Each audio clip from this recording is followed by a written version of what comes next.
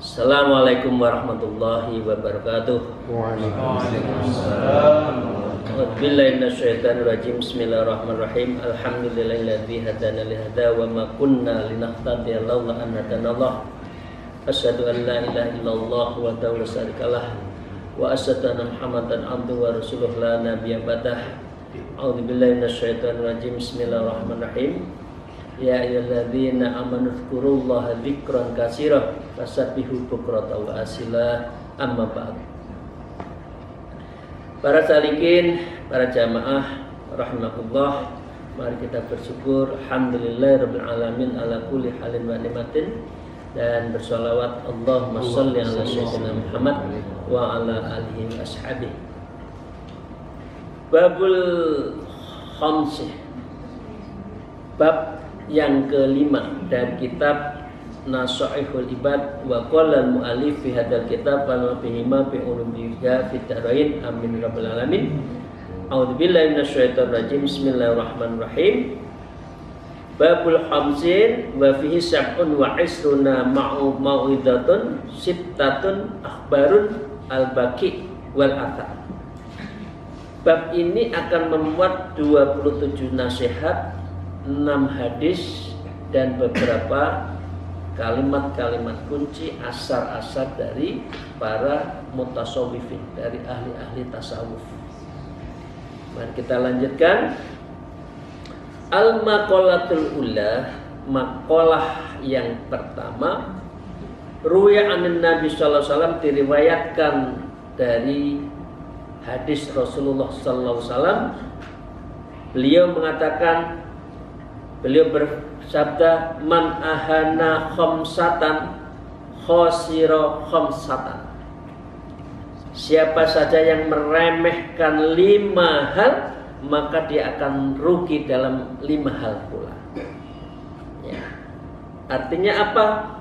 Audhallan, orang yang merendahkan, minan nas, sesama manusia, atau auhalakan, atau orang yang menghancurkan, menfitnah, abuse of power, character assassination, ya, maka dia akan menerima atau menerima buahnya. 5 hal saja. Rasulullah bersabda, manistakhaffa bil ulama khasiratin. Siapa saja manistakhaffa bil ulama, orang yang meremehkan ulama, khosiratin, maka dia akan rugi dalam urusan beragama. Karena apa? Ulama itu warasatul anbiya. Karena itu adalah dia di antara ta'zimahum, maka tidak boleh menurunkan, meniadakan takdimnya kita kepada ulama, itu tidak boleh. Karena ulama itu adalah surujul ummah, yang memberikan petunjuk kepada umatnya. Maka dengan demikian orang yang meremehkan ulama khosiratin, dia akan rugi di dalam beragama. Fa innahum ma'danus syariah, karena mereka ulama itu adalah ma'danus syariah, perbendaharaan hukum. Itu ya Bapak Ibu sekalian, sahabat-sahabat yang saya cintai. Karena itu kita sepatutnya memuliakan para ulama, apalagi ulama-ulama mutasawwifin, orang yang ahli tasawuf, ilmu-ilmu spiritual, mursyid, guru, ya, kemudian syekh yang membimbing secara akhlaki, itu harus diutamakan. Karena itu kalau tidak, kita rugi, karena kita tidak ada yang menunjukkan kemana arah hidup ini. Yang kedua, wa man istakhaffa bil fil amaru khosirud dunya. Siapa saja yang menyepelekan pemerintah, maka ia akan rugi dalam urusan dunia. Ya, ail muluk artinya kepada presiden, kepada menteri, pejabat, kita tidak boleh juga meremehkan. Karena li'annahum alladzi yurattibuna umur dunya, maka mereka itu yang mengatur urusan dunia, ya, dan mengendalikan wazima maha biaidihim dengan kekuasaannya. Kalau pemerintah dihajar terus, ya, maka kebijakannya nanti nggak tepat. Tapi biarkan, tapi tetap dikontrol, tapi bukan untuk disepelekan. Yang ketiga, wa manistakhofa bil jiron, siapa saja yang menyepelekan tetangga, khosirul manafi, akan menuai kerugian manfaatnya. Ayal mujawirina fil masakina min jami'il jihati, bukan pakai dal tapi pakai t, tak, yaitu orang-orang yang berdampingan tempat tinggalnya dari segala arah. Ail khairatil lati yatawassulu biha ilal matlub, yaitu segala kebaikan yang ia gunakan untuk mencari terhadap kebutuhan yang cepat. Jadi kalau orang itu bertangga jelek, orang yang tahu kita sedang ada masalah, ya moga-moga tidak terjadi kita ya, atau ada keluarga kita mendadak wafat, ya, paling bergerak dulu kan tetangga. Nah, kalau kita nggak baik dengan tetangga, terus bagaimana? Nah, jadi dengan demikian kita harus menjaga bertetangga. Ruwahu annahu sallallahu alaihi wasallam, diriwayatkan Nabi Rasulullah sallallahu alaihi wasallam bersabda, walladzi nafsi biyadihi la yu'minu 'abdun hatta yuhibbu li jarihi ma yuhibbu li nafsihi. Rawahu Imam Muslim. Demi Allah yang jiwaku di dalam kekuasaannya, la yu'minu, tidaklah seorang dikatakan mukmin, abdun seorang hamba, hatta yuhibbu, hingga ia mencintai lijarahi, tetangganya, ma yuhibbul nafsi, sebagaimana dia mencintai dirinya. Jadi punya sesuatu, panen apalah, buah di rumahnya banyak, ya tetangganya dibagi, entah 1, 2. Itu berarti kita mengasihi sesama tetangga. Wa annahu sallallahu alaihi wasallam qala, dan diriwayatkan juga Rasulullah bersabda, innallaha ta'ala yuhibbur rajula lahu jaru su'in yu'dhihi. Sesungguhnya Allah Ta'ala mencintai seorang laki-laki yang mempunyai tetangga yang jelek, yang tidak lahu jaru su'in yu'dhihi, ya, tapi tidak mau menjelek-jelekan meskipun tetangganya kurang baik, tapi nggak dicerita-ceritakan itu. Fayasbiru ala adai wa yahtasibahu, ya, lalu ia bersabar atas gangguannya, dan dengan itu ia hatta yakfiyallahu bi khayatin, dia berharap pada Allah hingga mencukupi, ya, bi khayatin au mautin, Allah mencukupi dengan kehidupan dan kematiannya. Jadi orang yang baik kepada tetangga, meskipun tetangganya itu jahat, maka Allah mencukupi urusan dunianya dan urusan kematian saat mati. Ini juga riwayat dari Imam Bukhari. Yang pertama, Bapak sekalian, ya. Yang kedua, yang ketiga itu tadi, jangan menyepelekan tetangga.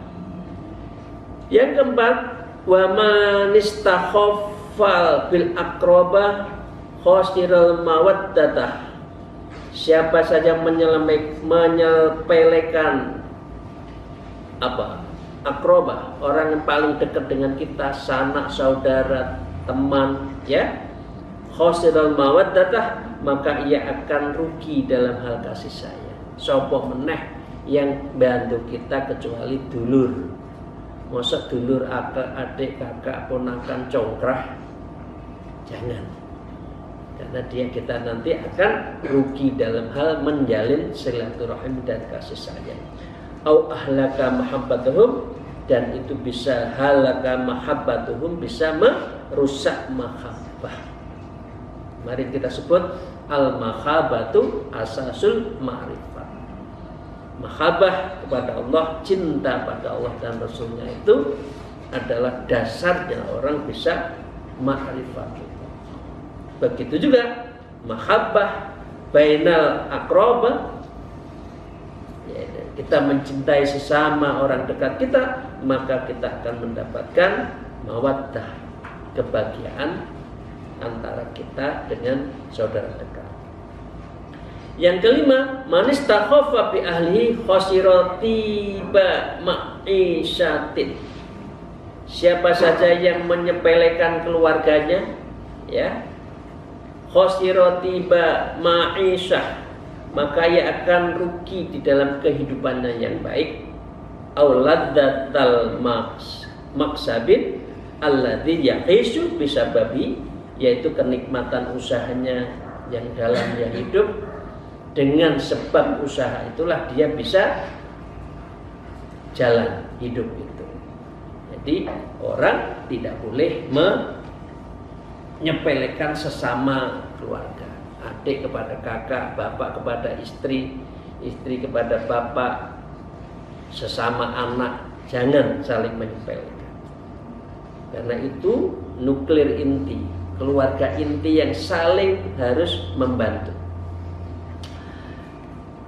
Para salikin rahimullah, wal maqalatut tsaniyah, dan maqalah yang kedua, qala Nabi sallallahu alaihi wasallam annahu qala, dari maqalah yang disampaikan sabda Rasulullah sallallahu alaihi wasallam, beliau mengatakan, sayati zamanun ala ummati yuhibbuna khamsan wa yansawna khamsan.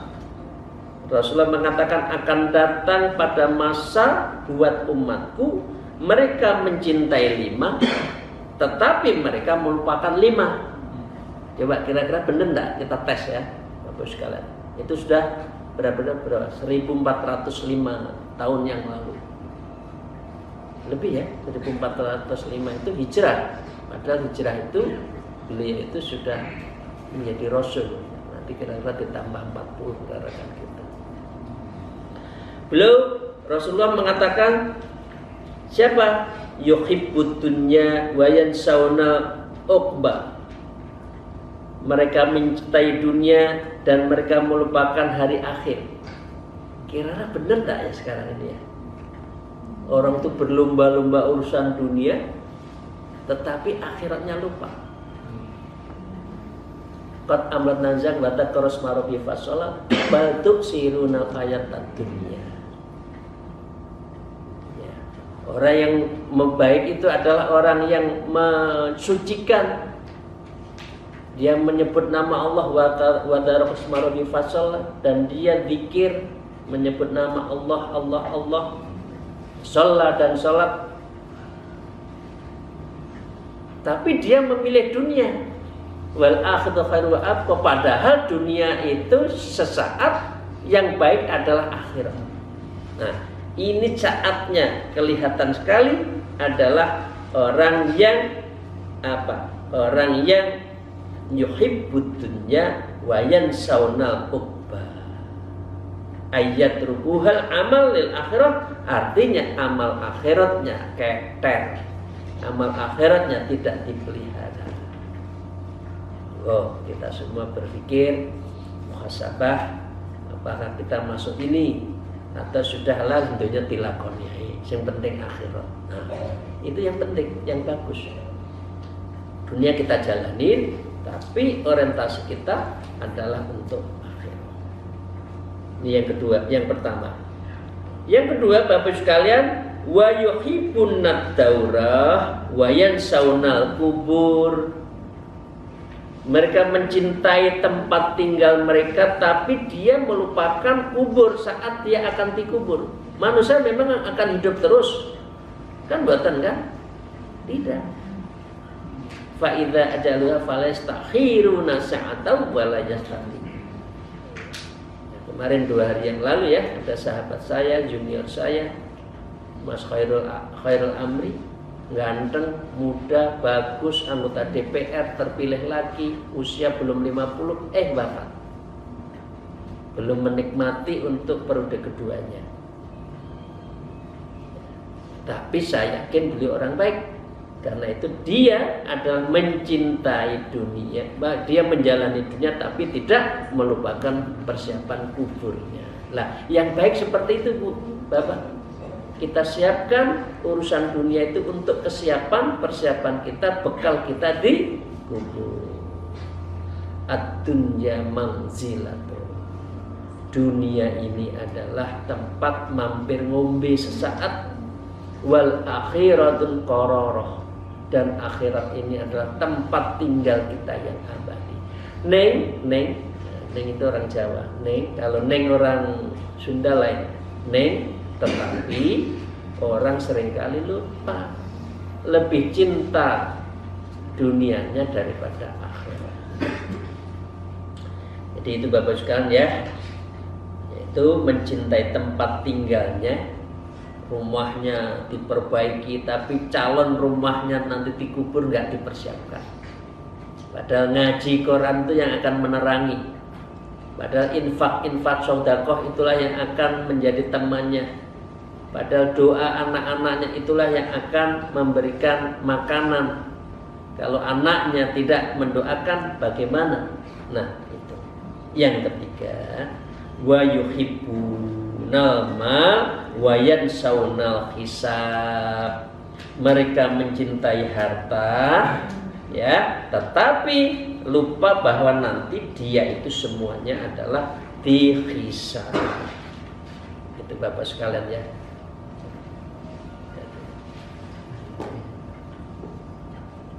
Jadi begitu.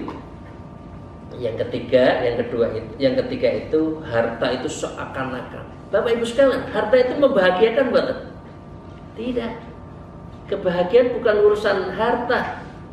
Kebahagiaan itu adalah tatmainul qulub ala dzikrillah. Orang bahagia, orang tenang karena hatinya datar, karena membiasakan zikir, karena zikir itulah kunci tazkiyatun nafas wa tasfiyatul qalbi, yang bisa membersihkan jiwanya dan juga membeningkan mata hatinya, baru bahagia. Mengapa orang kaya selalu ingin lebih kaya lagi? Ya karena dia nggak bahagia dengan yang ada. Jadi ukurannya bukan harta. Artinya orang-orang seperti ini sudah hari kiamat. Yuhibbul mal, cinta kepada harta itu melebihi dari cintanya bahwa nanti akan yansawnal hisab, dia akan dihisab. Hartanya, kekayaannya, jabatannya untuk apa? Ya, yang filuna an hisab billahi ta'ala bi iyyakum bihi. Maka ia lupa bahwa Allah akan menghisab kepada apa yang ada di dalam dirinya, itu harta-hartanya. Fa innal mala halalu hisabun, karena sesungguhnya yang halal juga dihisab, wa haramuhu iqabin, dan yang haram akan disiksa. Jadi sekali lagi ya Bapak Ibu sekalian, kita semua ayo kalau mencari rezeki hilangkan yang subhat. Jangan sampai haram, subhat saja jangan. Karena subhat itu kan ragu ini antara halal atau haram. Atau tahu subhat sebetulnya cenderung haram tapi pura-pura dihalalkan. Nah, sekarang banyak yang seperti itu. Yang keempat adalah wa yuhibbunal iyal wa yansawnal khur. Mereka sangat mencintai dunia keluarganya tapi melupakan nanti di akhirat ada balasan. Misalkan khur, bidadari ya, khurun ain, bidadari yang ain, yang bisa matanya meleleh, matanya itu bersinar gitu ya. Jadi kalau ada cewek namanya hurun ain itu persis cantik. Jadi kalau punya anak perempuan ingin cantik namakan aja hurun ain. Itu ya Bapak sekalian. Nanti di akhirat balasan itu. Artinya la tulhikum amwalukum wala auladukum an dzikrillah. Janganlah hartamu, anak-anakmu, keluargamu itu sehingga kamu itu melupakan zikir pada Allah. Jangan sampai. Yang kelima, Bapak Ibu sekalian, la yuhibbunan nafs wa yansaunallah. Mereka mencintai dirinya sampai melupakan Allah. Lek maca ngetos Bu. Make up. Kalau make up itu berjam-jam, 2 jam nggak cukup. Tapi kalau sholat ceng. Itu artinya apa? Yuhibbun nafas wa yansaunallah. Mencintai diri tapi lupa Allah. Pakaian juga gitu. Coba, ya saya bukan apa-apa ya. Tapi itu kodrat ya perempuannya. Kalau belum mencoba 5 pakaian gonta-ganti, oh yang ini yang itu, kira-kira masih nggak percaya diri. Nah, tapi kalau sholat biasa saja. Nah ini yang harus kita introspeksi. Pakaian kita kadang-kala, oh saya mau jalan cincinnya yang ini, kata yang laki. Nanti jamnya yang ini. Oh, aduh. Itu berarti kami bahasa Jawa ya. Kami yuhibbun nafs, kami kesenangan karena dirinya sendiri, apalagi merasa cantik, merasa ganteng. Waduh, nggak ngambah, nggak menatap bumi itu kalau sudah merasa ganteng, merasa cantik. Wih, jalan itu seakan-akan dilihat orang, padahal juga enggak. Bi ayyat tabi'una murada anfusahum wa yatrukuna ya awamirillah. Dia mengikuti kehendak dirinya dan dia meninggalkan apa yang diperintahkan Allah. Orang yang seperti ini hum minni bura'un, mereka adalah melepaskan dariku. Kamu itu nggak seneng aku, kata Allah. Sing kok seneng itu awakmu, hartamu, ya. Wa anna minhum bari'un,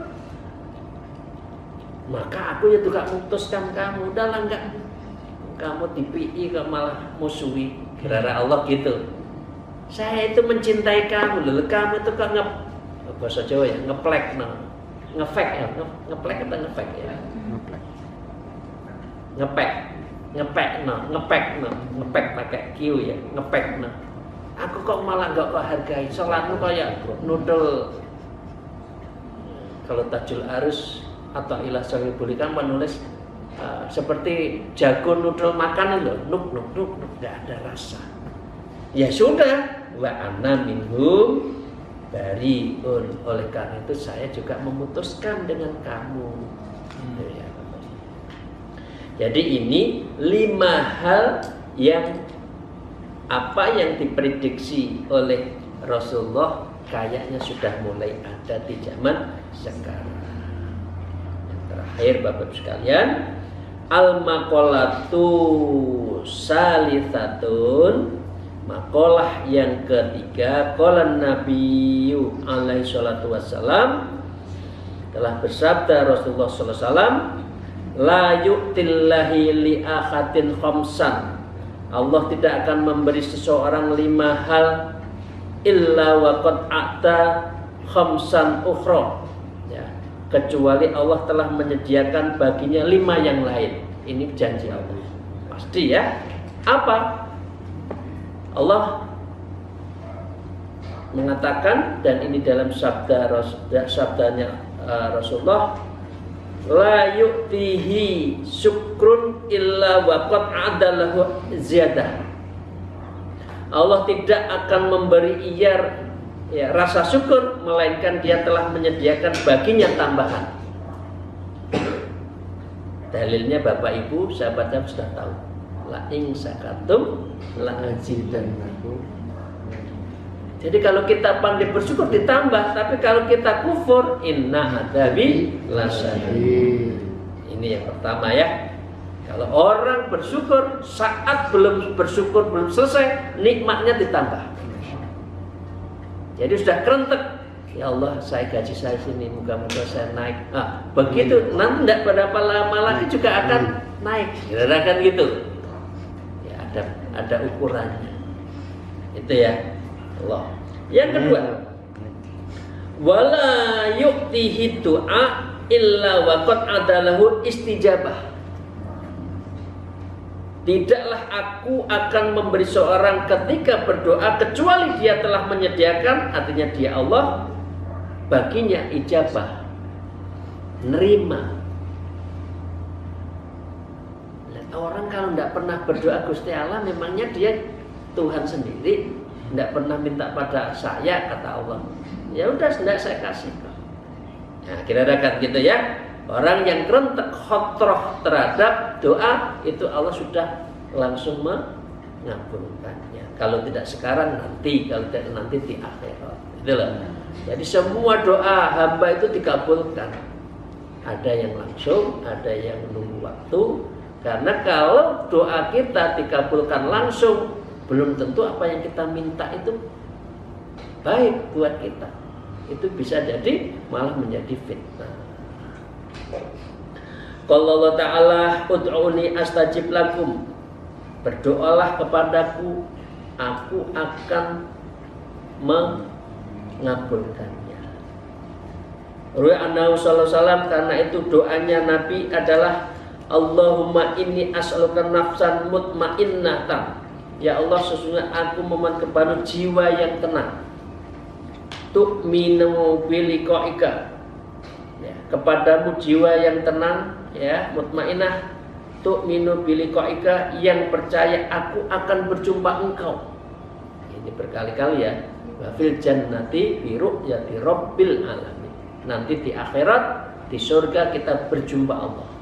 Itu indahnya di situ, bukan masuk surganya. Masuk surga itu kan biasa. Tapi yang penting buat orang tasawuf itu adalah wafil jannati liqa'illah. Di surga nanti kita liqa, bertemu Allah. Itu betapa indahnya, ketemu dengan yang menciptakan. Tapi kalau jannah kan sama-sama ciptaan. Nah, tapi kalau bertemu dengan yang menciptakan itu luar biasa. Wa tardha bi qada'ika, dan aku rela dengan ketetapanmu ya Allah. Ya, wa tafna'u bi ata'ika, dan aku qanaah menerima semua pemberianmu.